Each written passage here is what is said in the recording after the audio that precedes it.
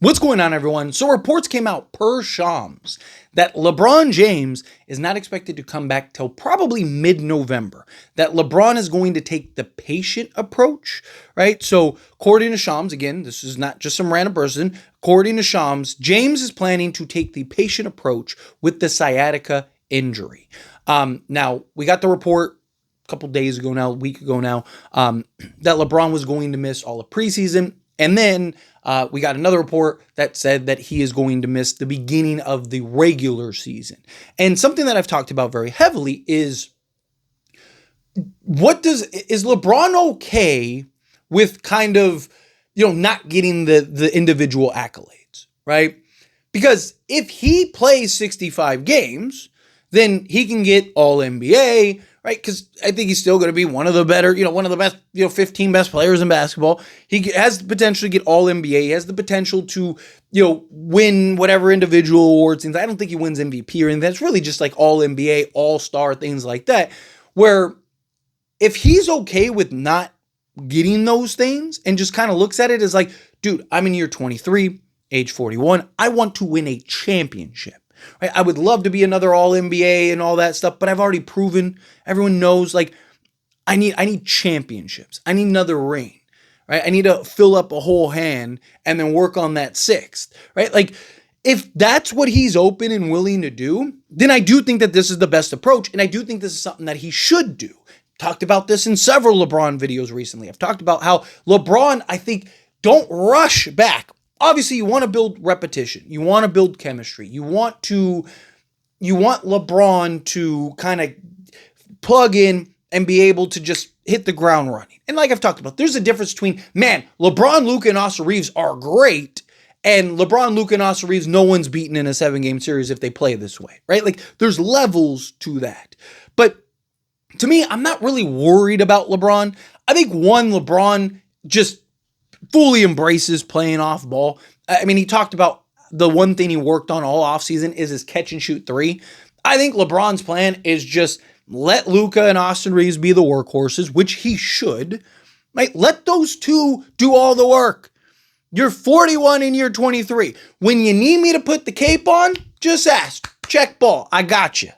Right? But I've talked about very heavily, he needs to operate as the third guy. And the reason I say third guy like this is because he's never really going to be the third guy, right? At any point, if he wants the ball, he's getting the basketball. But I do think it's in LeBron's best interest, buy in on the defensive side, do, the Swiss Army knife thing that we all know you can do. He's going to go get his 20, but, average around 20, 23 points per game, right? Those nights you're super hot, they're going to feed the hot hand. Go get 20, 23 points per game. Be the third guy for this team. Coast through the regular season. If you miss the first 20 games, who cares? As long as you're healthy come playoff time. And then put yourself in the best position possible to go win an NBA championship. Because this is also good on several levels, right? The more LeBron misses, right? Like, obviously not with a major injury or anything like that. But the more LeBron takes his time, the more healthier he can get, the more he can get his body right, the less wear and tear over the regular season he can get. Yes, again, concerns about, chemistry and certain elements, but LeBron, again, I think he's smart enough and talented enough still. He'll figure it out. I'm not worried about LeBron James. He's one of the last people on the planet I'm worried about. And I've talked about how if this was 5 years ago, LeBron, I don't think it works out to the level that I think it will, because I think LeBron's at the exact stage of his career where he needs Luka. He needs Luka to be Luka. Let Luka be Luka, right? I'll fit in where I get it type thing. And he's that great. He'll be able to do that still. But to me, again, now LeBron doesn't have to rush. He doesn't have to, speed up. The other side of this is, again, it gives the Lakers an opportunity to get a real sample size. You get 25, 30 games. One, that highlights what you really need, right? How good this team really is. Because if through 20, 25 games, the Lakers are, say through 20 games are 15 and 5, right? Like, LeBron James could be the difference between the Lakers winning a championship. If the Lakers through 25 games are, 13 and, or I guess 17 and 8, Right now, again, all of a sudden, it's like LeBron could be the difference between them winning a championship. Like all of these things, I think, could be the difference if you had LeBron. It could also see, okay, we really need a 3-and-D. We really need that athleticism out on the perimeter. Or it's like, hey, dude, Luka, Austin Reeves, Jared Vanderbilt, Rui Hachimura, and DeAndre Ayton are killing teams. We're in great shape. When LeBron comes back, just swap out Rui for LeBron. Now we got more bench production, more bench scoring, and we got an upgrade in the starting unit, and now the Lakers are off to the races, right? Or it's like, no, hey, we really need this position. You fill in that need.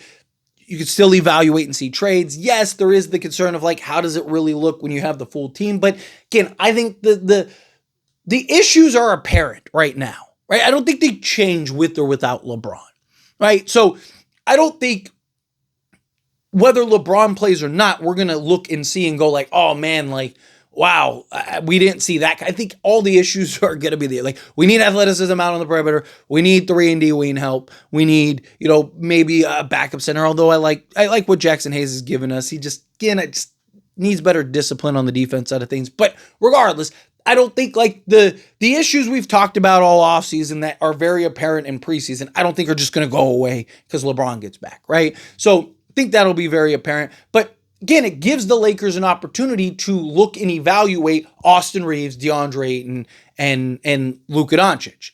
Because those are the three guys that the plan is to move forward with.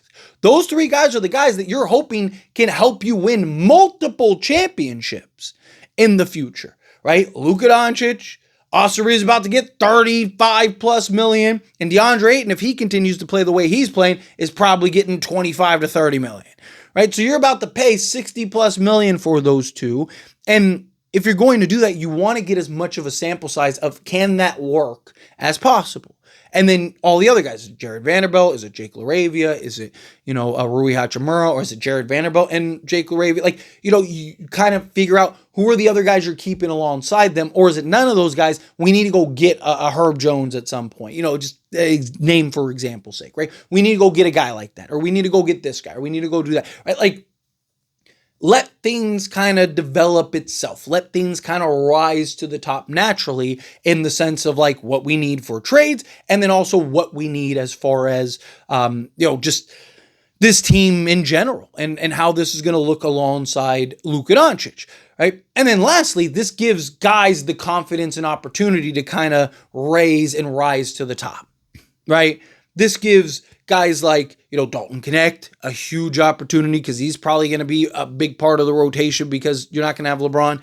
This is going to be good for guys like Rui Hachimura, Gabe Vincent, Jake LaRavia, so on and so forth. Go down the list. This is good for a lot of other guys because now LeBron James getting his 30 plus minutes a game. You're not going to have that. You're going to need other guys to play minutes. Rui's going to play more 4. You could have guys like LaRavia and Vando and things like that playing the 4. So you're going to have a lot more minutes and things kind of open up. You're going to be able to do different creative lineups. You're going to be able to do all these things that you wouldn't normally be able to do because LeBron James, you're playing him a certain amount of minutes. He's going to be on the court a certain amount of time. He's getting a certain amount of usage, so on and so forth, right? So I do think that this has several positives. Obviously, you don't want it to be due to injury. You'd rather it be like, hey, they're just going to kind of sit him out and let him rest, right? And look, maybe to an extent, that's what this is, right? Maybe to an extent, it's just kind of like, he could come back in a week, but it's like, why?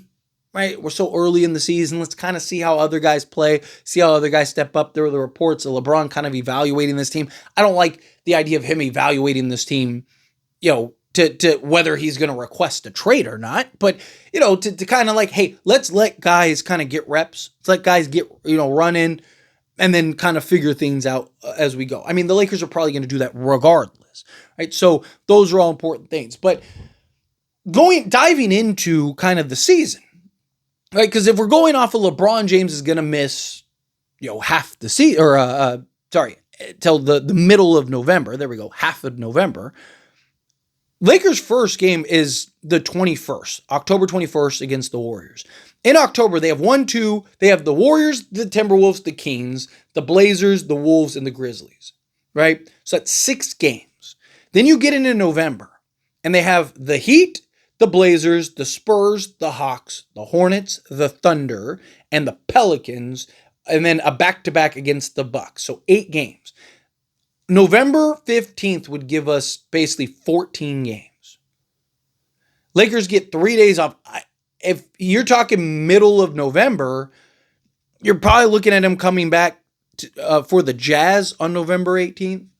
Maybe that second game on the back-to-back for the Bucks, right? Maybe he sits out the Pelicans game and then comes back for the Bucks game. So, bare minimum, he's probably missing, 14, 15 games, which gives 14, 15 game sample size for guys. And look, like I said, if the Lakers are, 12-3, does LeBron go, I'll sit a little longer, right? Because at that point, he'd be 2 games away from missing 65. Like, to think he's only going to miss 2 games the rest of the season, it's probably a little unlikely. So at that point, does he just kind of go like, I'm not going to get into these accolades anyway, and just kind of take his time? I don't know. We'll see. But anyway, as always, this is a discussion. I pass a question to you. Let me know your thoughts and opinions down in the comments. That being said, if you haven't liked this video, hit that like button. Helps me out. Lets me enjoy these types of videos, and I truly appreciate it. Not subscribe to the channel, hit that subscribe button. Turn on the bell notifications. Appreciate y'all. See you in the next one. Thank you.